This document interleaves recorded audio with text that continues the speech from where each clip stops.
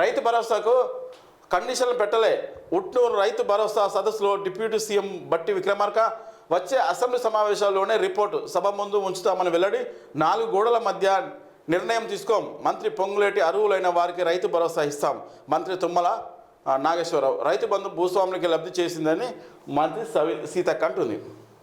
ఇది ఒకటి వీడియో చూపించాలి. ఈ రైతు భరోసాకు కండిషన్లు పెట్టలే అంటున్నారు కదా.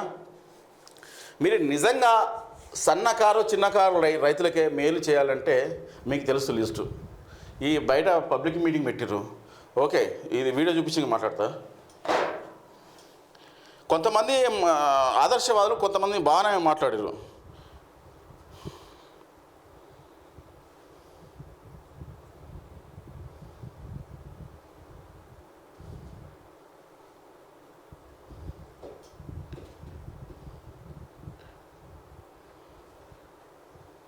ఇక్కడ ఉన్నాయి.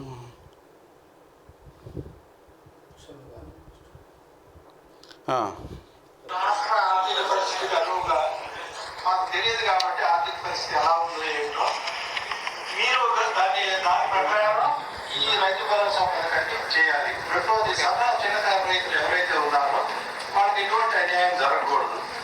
మూడోది 2014 కంటే ముందు వ్యవసాయ రంగంలో సబ్సిడీలు జిప్సము ఇటువంటి సప్లై చేసేవాళ్ళు. ట్రాక్టర్ సంబంధించిన చాలా పరికరాలు సబ్సిడీలు వచ్చాయి, పవర్ స్ప్రేలు వచ్చాయి. 2014 కంటే ముందు సార్. కానీ డ్రిప్ కానీ ఆ తర్వాత వచ్చినటువంటి అన్ని పథకాలు రద్దయిపోయినాయి. ఇది రైతు బంధు అనేది ఒకటి పెట్టి చాలా అన్యాయం చేశారు. ఆ పథకాలన్నీ సగం ఆగిపోయింది. రెండోది అవి పరిశీలించవలసిందిగా కోరుతున్నాను.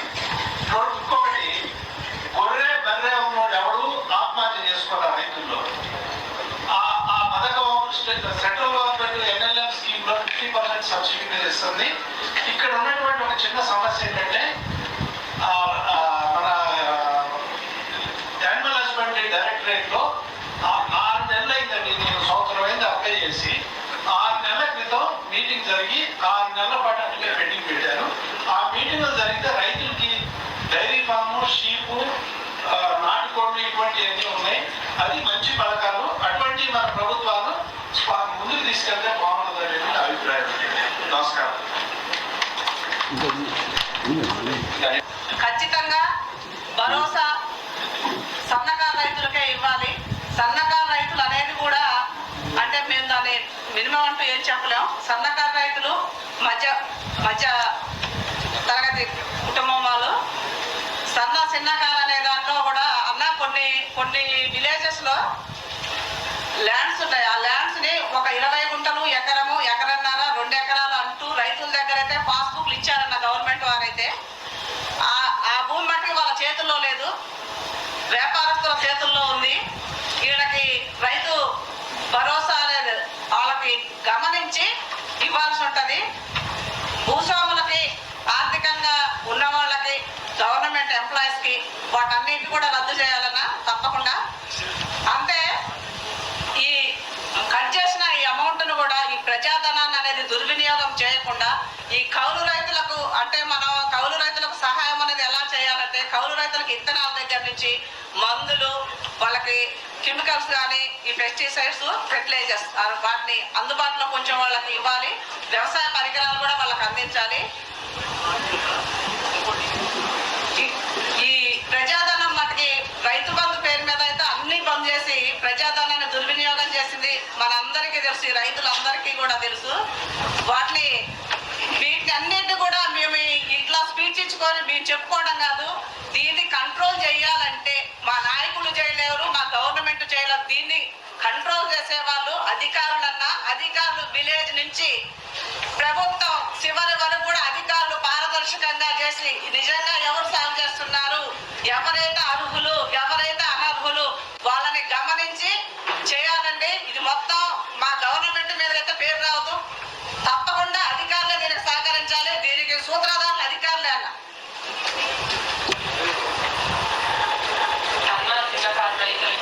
ఒక 5 ఎకరాల వాళ్ళకి ఇస్తే బాగుంటుంది.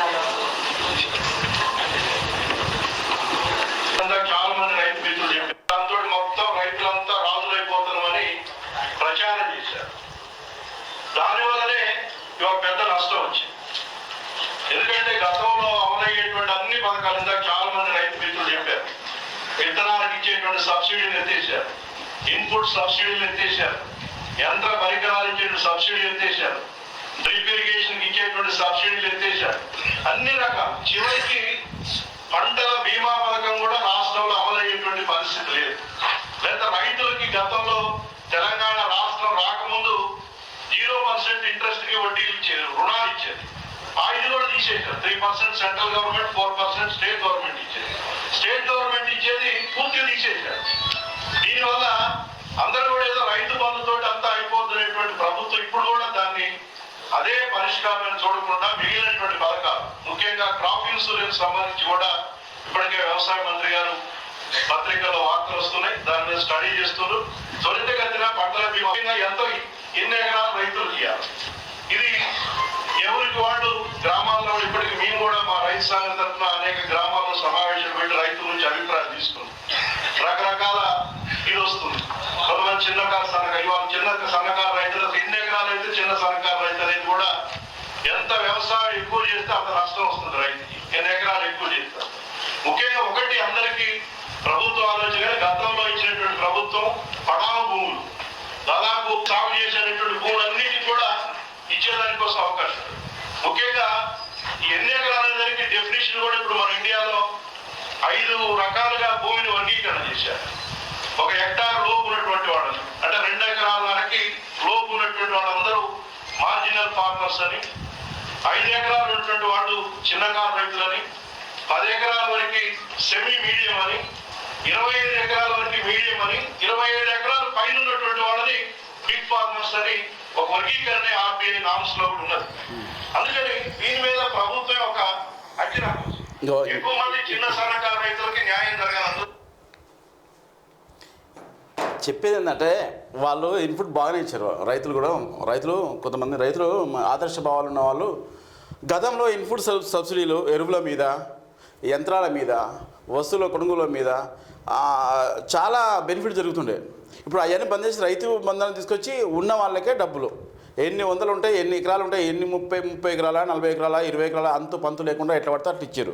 దానివల్ల ప్రజాధనం వృధా అయింది. ఇప్పుడు మన రేవంత్ రెడ్డి అన్న ఇంతకు మనం చెప్పుకున్నట్టు ముక్కు పిండి వసూలు చేస్తున్నాడు, ట్యాక్స్ వసూలు చేయాలన్నట్టుగా బార్ల మద్యం మీద అక్కడ టార్గెట్ విధిస్తుండు.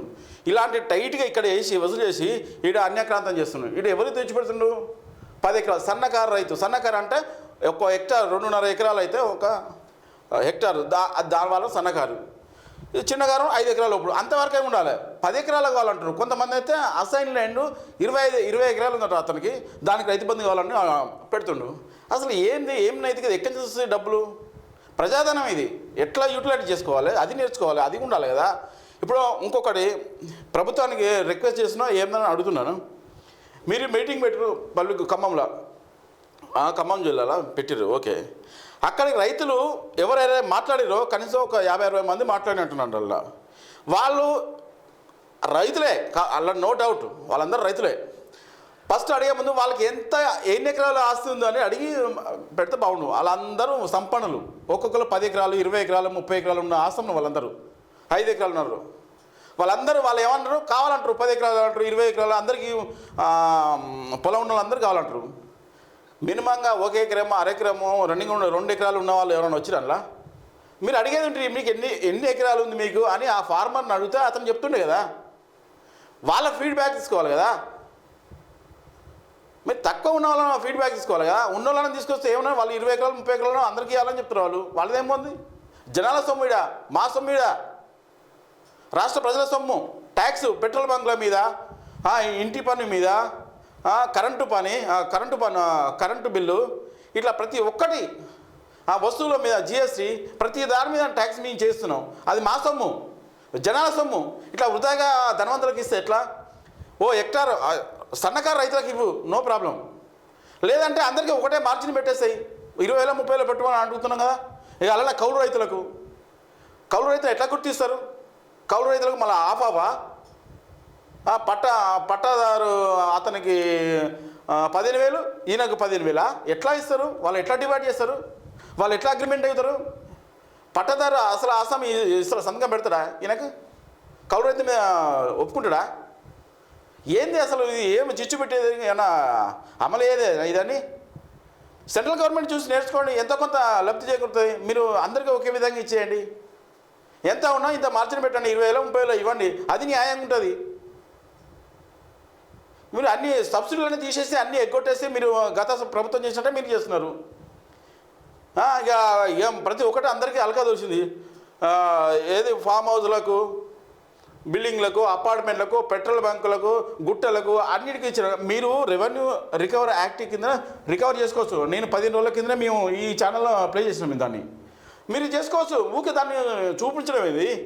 మీరు మీ దగ్గర ఉంది, అధికారం ఉంది కదా, మీ దగ్గర బలం ఉంది కదా, మీ దగ్గర చేతుల ప్రభుత్వం ఉంది కదా, మీరు ప్రయోగించండి.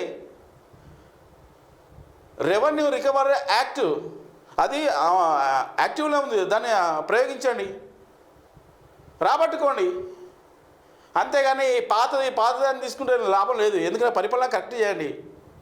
మిమ్మల్ని ఎన్నుకునేందుకు మంచి చేస్తామని ఎన్నుకున్నాం. రేవంత్ రెడ్డి అంటే మంచి ఆదర్శం. ఏంటంటే అతను 20 సంవత్సరాల సీఎం అయ్యిండు, టార్గెట్ రీచ్ అయ్యిండు. కానీ జనాలు మాత్రం అట్నే ఉన్నారు.